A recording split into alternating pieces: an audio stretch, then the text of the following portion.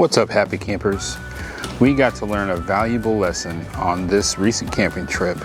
Tania's an artist and she likes to bring her projects with her. As you can see, she's just gotten started with playing around with alcohol inks on these mugs. And one of the things Tania almost always brings with her is this heat gun.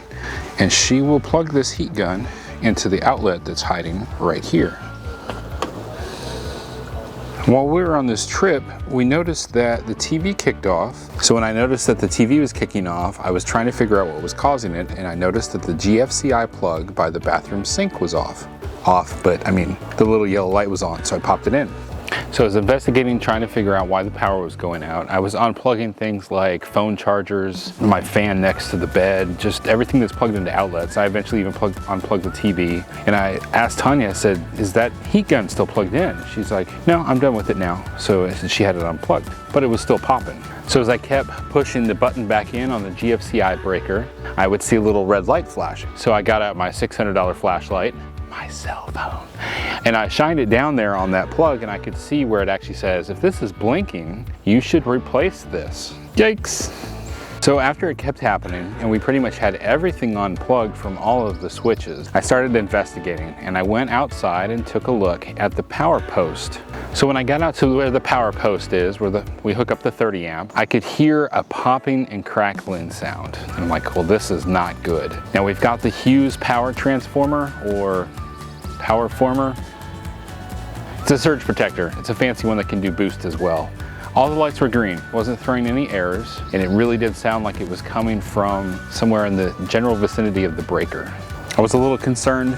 Messing around with power is no joke. I used a stick to open up the lid, and then I used a stick and stuck it through the little hole in the plug and pulled it out of there. There was no burning that I could see, so that was a good sign, but it was still making the noise until I actually shut down the breaker. So after I got everything shut down, I went inside the RV and we just shut down everything we could, because we were obviously running on battery now, making sure that the fridge would last as long as possible until we figured out what we were going to have to do. My first concern was, we're going to have to relocate to another site. There's got to be something wrong with this power post here. So now we have all the power turned off inside the RV, and it's like, all right, what's the next step? I go and I see one of the Texas State Parks trucks is at the bathroom, and then I see a gentleman come out. He's cleaning the bathroom, and I said, hey, who is it that I would need to talk to if I've got a problem with our power post? And he smiled and said, me. And I am really thankful it was him, because he was Johnny on the spot. He went and grabbed some tools, a multimeter, and he came over and started checking it out. Couldn't find anything wrong with it. He even took it all apart, tightened all the wires down, everything seemed fine. Then he had me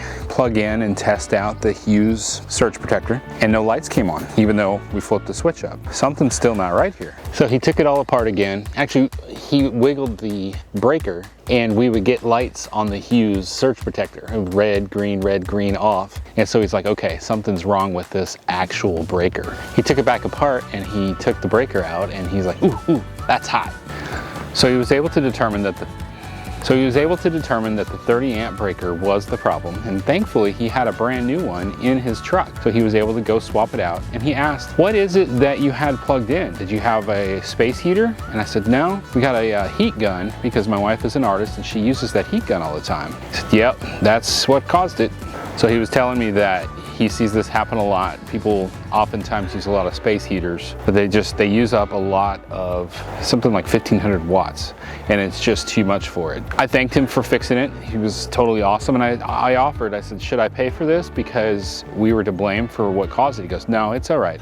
It's not a concern. Thankfully, we didn't have to relocate. We were back up with power, and this gentleman was super awesome. We really appreciate his help. What we took away from all of this is you have the separate 20 amp that's got the two 110 plug-ins right next to the 30 amp on these power posts. We need to bring along a separate extension cord to plug in Tania's heat gun. The gentleman that worked for the state park says that's what he does for a lot of space heaters as well.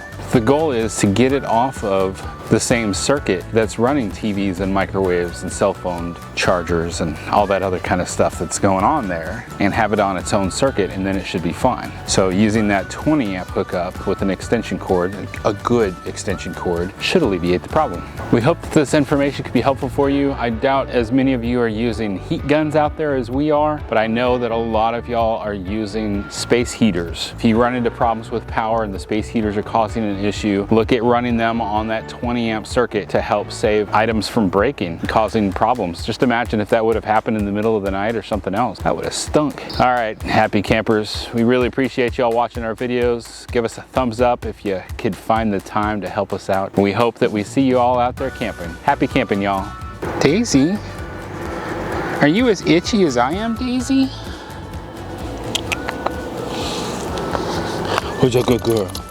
Who's a good girl? Who's a good girl, Daisy? Who's a good girl, Daisy? Ah, Daisy's a good girl. Yes, she is. Daisy's a good girl. I love a Daisy. Get it off the circuit with all the rest of the things that are being powered, like TVs and microwaves and